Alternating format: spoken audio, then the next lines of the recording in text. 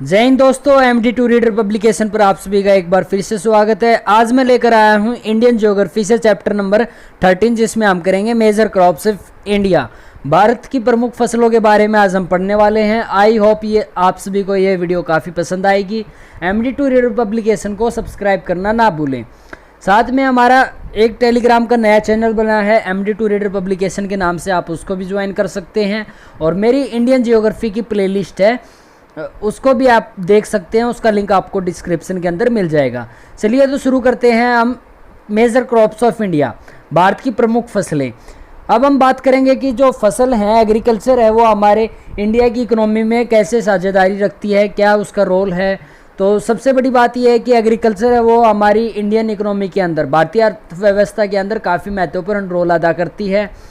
एक तरीके से हम उसको भारत की जो इकोनॉमी है, अर्थव्यवस्था की बैकबोन बोल सकते हैं, क्योंकि भारत की टोटल जनसंख्या की लगभग 2/3 लोग जो हैं, जनसंख्या है, वो एग्रीकल्चर एक्टिविटीज़ के अंदर लगी हुई है, खेती करती है। और एग्रीकल्चर के अंदर आते हैं जैसे कि फार्मिंग ऑफ क्रॉप्स, मतलब कि फसलों का उगाना, एनिमल हस्बेंड्री, पशुपालन, पीसीकल्चर, एग्रो फॉरेस्ट्री, जो फॉरेस्ट के अंदर जो हमारी लकड़ियाँ होती हैं, टिम्बर, जो कि हमारा घर बनाने के अंदर काम आती है, वो सब एक प्रकार से एग्रीकल्चर का हिस्सा है। ये एग्रीकल्चर लगभग भारत की जीडीपी में 15.87% का हिस्सा रखती है, भारत की टोटल जीडीपी का। अब हम भारत की प्रमुख फसलों की बात करेंगे। भारत की प्रमुख फसलें कौन सी हैं? तो सबसे पहले हमने भारत को क्रॉप सीजन के ऊपर बांटा हुआ है, सीजन के अकॉर्डिंग क्रॉप्स को बांटा हुआ है, फसलों को बांटा हुआ है। तो भारत में लगभग, जो वर्ल्ड में भारत है, लगभग टॉप रैंकिंग में है फसल उगाने में, एग्रीकल्चर के मामले में टॉप रैंकिंग में है भारत। और एरिया के अकॉर्डिंग, सीजन के अकॉर्डिंग और अर्थव्यवस्था के अकॉर्डिंग हमने 3 भागों में अपनी क्रॉप्स को बांटा हुआ है। तो आज हम पार्ट 1 में कुछ फसलों के बारे में पढ़ेंगे और सीज़न के ऊपर जितनी भी बेस्ड फसलें हैं उनके बारे में पढ़ेंगे, और पार्ट 2 में हमारी बची हुई फसलों का डिस्कशन करेंगे। तो अब हम पार्ट 1 में बेस्ड ऑन सीज़न के ऊपर, मॉनसून सीज़न है, गर्मी का सीज़न है, विंटर सीज़न है, इन सब के ऊपर जितनी भी फसल डिपेंडेंट है उनके बारे में आज हम पढ़ने वाले हैं। चलिए तो शुरू करते हैं कि सीज़न के अकॉर्डिंग कौन सी फसल है वो डिवाइडेड है। जैसे कि खरीफ क्रॉप है, खरीफ की फसलें हैं, राबी क्रॉप है, राबी की फसल है, जैद क्रॉप है और जैद की फसलें हैं। सबसे पहले हम पढ़ेंगे खरीफ क्रॉप। खरीफ क्रॉप है, ये जून और जुलाई के महीने में बोई जाती हैं, और उस समय पर लगभग मानसून जो है हमारा, रेनी सीजन है, वो स्टार्ट होने को होता है, और मानसून क्रॉप्स भी हम इनको बोलते हैं। सितंबर और अक्टूबर के महीने में इनकी कटाई हो जाती है, काट लिए जाते हैं, हार्वेस्ट कर ली जाती हैं। और सबसे बड़ी खास बात है कि खरीफ फसलों को पानी की काफ़ी ज़्यादा ज़रूरत रहती है, और ये काफ़ी गर्म मौसम के अंदर, गर्मी के सीज़न में उगते हैं, तो काफ़ी गर्म मौसम के काफ़ी ज़्यादा टेम्परेचर की इसको नीड पड़ती है, वेदर गर्म होना चाहिए इनके लिए।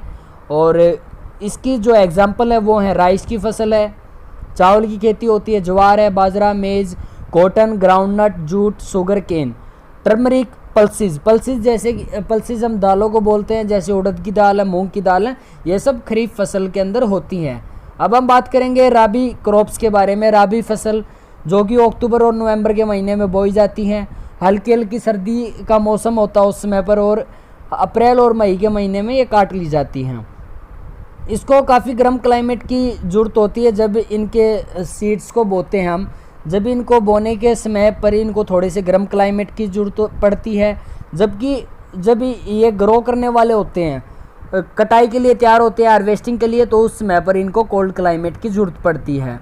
इनका एग्जांपल है वीट की फसलें हैं, गेहूं की फसल है, ओट्स हैं, सीड्स हैं जैसे कि रैप सीड, सनफ्लावर, सीसम है, मस्टर्ड, सरसों के बीज हैं, उनकी भी इसी समय पर खेती की जाती है। अब है जैद क्रॉप्स के बारे में हम पढ़ेंगे कि ये मार्च और जून के महीने में ये ग्रो करती हैं।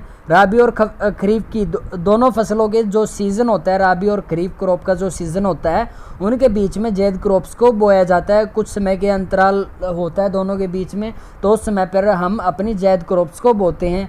इसके एग्जाम्पल है ककम्बर है, बीटर गार्ड है, पम्पकिन है, वाटरमेलन है, और मस्क मेलन है, मूंग दाल है। तो ये सब हमारे जैद क्रॉप की एग्जाम्पल है। आप सभी गर्मी के मौसम में खीरा, ककड़ी आदि खाते होंगे, तो ये जैद क्रॉप्स की ही देन है।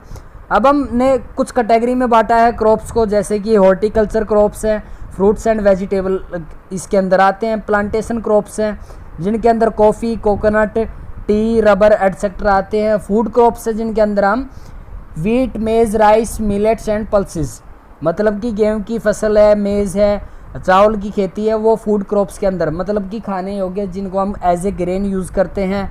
और प्लांटेशन क्रॉप्स मैंने बता चुके हैं कि हम जो कॉफ़ी, कोकोनट और टी है उनको हम एज ए यूज़ करते हैं। कैश क्रॉप्स में हमने बांटा है जिनको हम बेचकर अपना प्रॉफिट कमाते हैं, उनको हमने कैश क्रॉप में बांटा है। Sugar cane, tobacco, cotton, jute, oil seed etcetera, ये सब हमारी कैश क्रॉप्स हैं। अब हम भारत की कुछ मुख्य फसलों के बारे में पढ़ेंगे। सबसे पहले हम पढ़ेंगे चावल के बारे में। राइस ये एक प्रकार से ट्रॉपिकल क्रॉप है, ट्रॉपिकल एरिया के अंदर होती है, हल्की वर्षा चाहिए होती है, इसको काफ़ी ज़्यादा मात्रा में वर्षा की जरूरत पड़ती है। और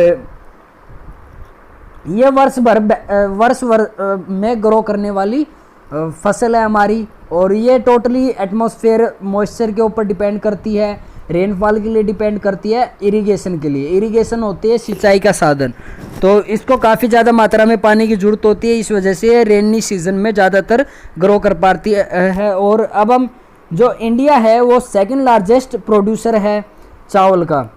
पहले नंबर पर चाइना आता है, दूसरे नंबर पर हमारा भारत देश है। पूरे वर्ल्ड के अंदर इंडिया जो है वो दूसरे नंबर पर है चावल की फसल उगाने में। और भारत के पास में सबसे बड़ा एरिया है चावल की खेती करने के लिए। और ग्रीन रिवॉल्यूशन की वजह से ये फर्स्ट नंबर पर नहीं आ पाई, क्योंकि जो वीट है, वीट प्रोडक्शन इन इंडिया, वो उसकी ज़्यादा मात्रा में हमने ग्रीन रिवॉल्यूशन के अंदर उसका जिक्र ज़्यादा किया है। अब हम एक प्रकार से जहाँ पर हम चावल की खेती करते हैं उनको पैडी फील्ड्स भी बोलते हैं। काफ़ी ज़्यादा मात्रा में यहाँ पर पानी की ज़रूरत पड़ती है। 10 से 12 सेंटीमीटर, 10 से 12 सेंटीमीटर डीप वाटर होना चाहिए जिसमें ये अपना ग्रो कर पाते हैं। किस प्रकार की फसल है ये? क्रॉप की फसल है, क्रॉप सीजन के अंदर होती है। और वैरायटीज़ कौन सी है? अमन है, साली है, अफ़गानी है, अस है और बारो है। ये सब इसके बीज की वैरायटीज़ हैं। वैरायटीज़ होती हैं कि भिन्न भिन्न प्रकार से किस किस प्रकार का ये बीज उगाया जाता है। टेम्परेचर इसका लगभग 24 डिग्री सेल्सियस है, जो कि एवरेज टेम्परेचर है जब इसकी फसल की ग्रोथ होती है। रेनफॉल लगभग 150 सेंटीमीटर के आसपास रेनफॉल होना ज़रूरी है। सोयल टाइप क्ले या फिर लूमी सोयल है, उस सोयल के अंदर ये ग्रो कर पाती है। और वेस्ट बंगाल, उत्तर प्रदेश, आंध्र प्रदेश, पंजाब, बिहार, उड़ीसा, छत्तीसगढ़, असम, तमिलनाडु और हरियाणा, ये सब मुख्य स्टेट है जहाँ पर चावल की खेती होती है।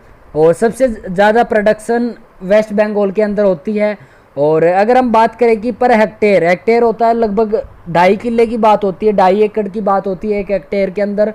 और अगर हम हेक्टेयर के हिसाब से बात करें कि सबसे ज़्यादा किस राज्य के अंदर ग्रो होता है, तो वो है पंजाब। पंजाब के अंदर चावल की खेती बहुत ज़्यादा होती है। रिसर्च सेंटर जो है चावल के ऊपर, वो कटक उड़ीसा के अंदर है। और सबसे हाईएस्ट प्रोड्यूसिंग कंट्री है वो है चाइना। चाइना देश के अंदर हमारी सबसे ज़्यादा प्रोडक्शन होता है चावल का। दूसरे नंबर पर मैं बता चुका हूँ आपको भारत है। अब हम वीट की बात करेंगे, गेहूं की खेती के बारे में बात करेंगे।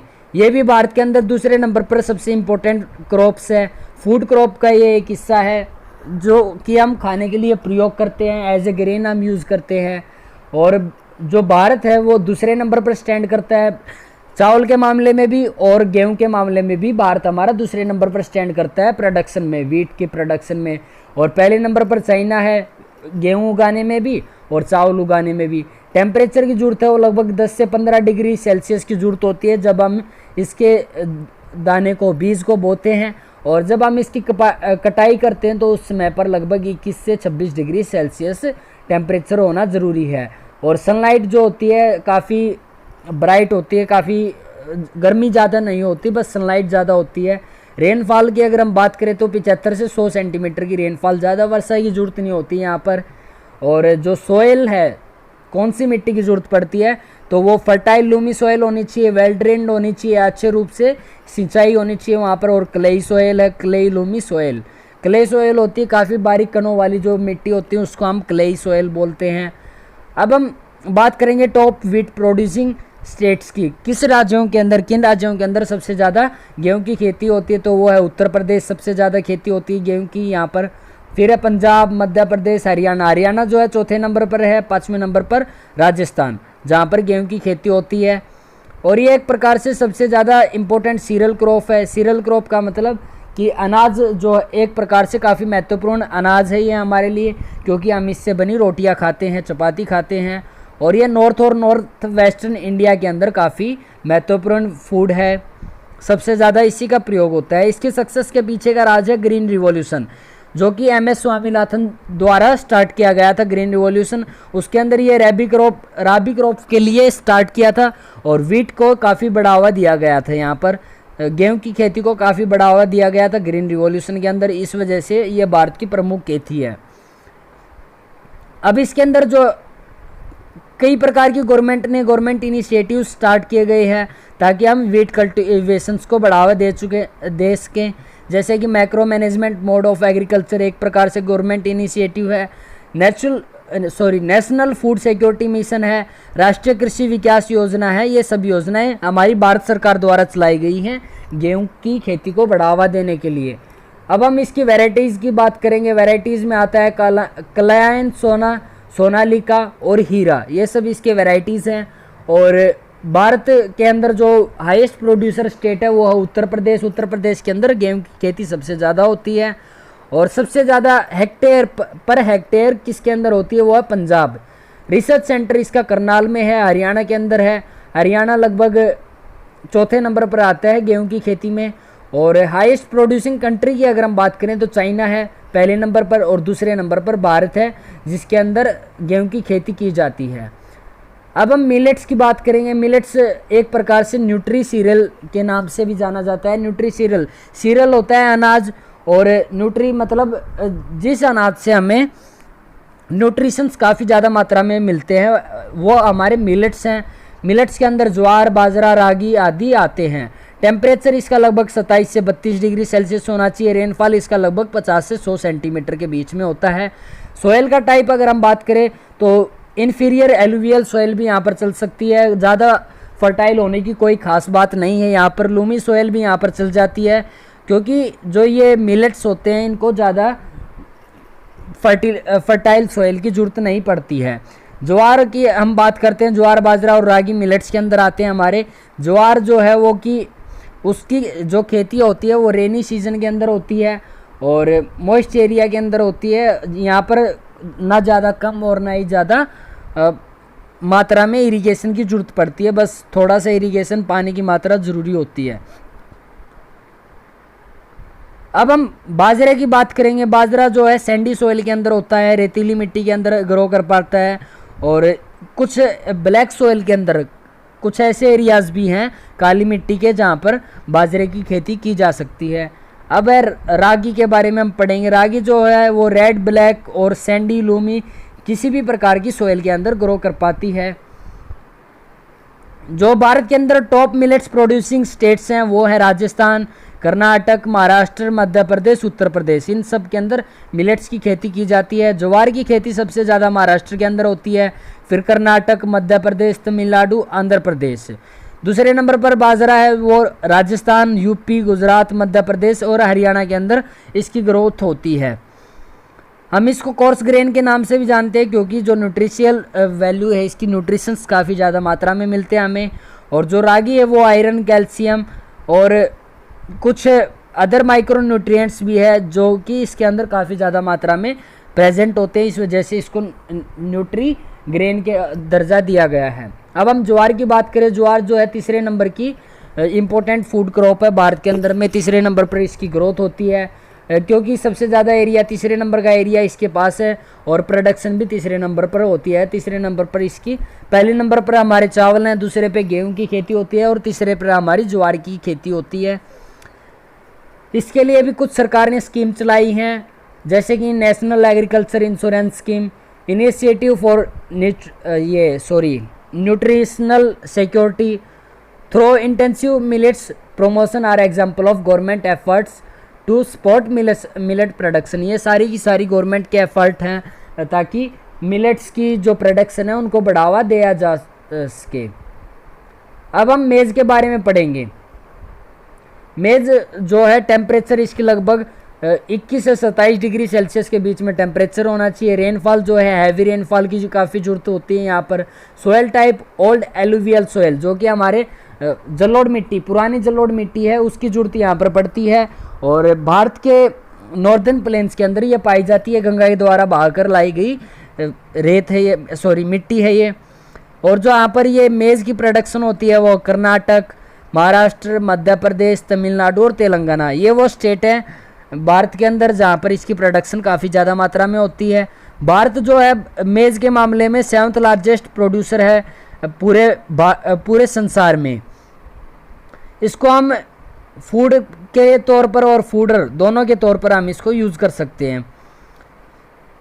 साथ में जो इसके है ये हाई यील्डिंग वैरायटी सीड्स की काफ़ी प्रयोग हुआ है, फर्टिलाइजर्स काफ़ी अच्छे प्रयोग किए गए हैं, और साथ में इरिगेशन ताकि मेज़ को बढ़ावा दे सके। टेक्नोलॉजी मिशन और मेज़ है जो कि गवर्नमेंट इनिशिएटिव है मेज़ को बढ़ावा देने के लिए।